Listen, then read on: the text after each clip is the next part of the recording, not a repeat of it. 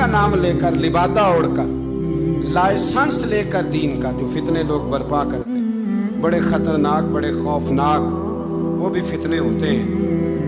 हजरत इमाम अहमद बिन हंबल के ज़माने में एक फितना उठा था खल्क़े कुरान का, खल्क़े कुरान का, कि कुरान अल्लाह की तख्लीक है या अल्लाह का कलाम है। लोग गुंजाइशें निकालते हैं ना इस तरह के जुमले कि लोगों को कैसे कुरान पाक से या हुजूर के फरमान से या दीन से दूर किया जाए, तो तावीलात करते हैं। एक फितना था।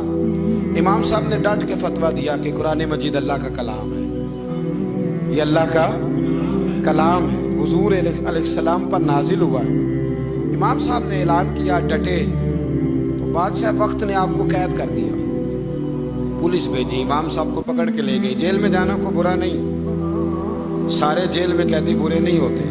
जेल में तो हजरत यूसुफ भी रहे हैं, हजरत यूसुफ अलैहिस्सलाम भी जेल में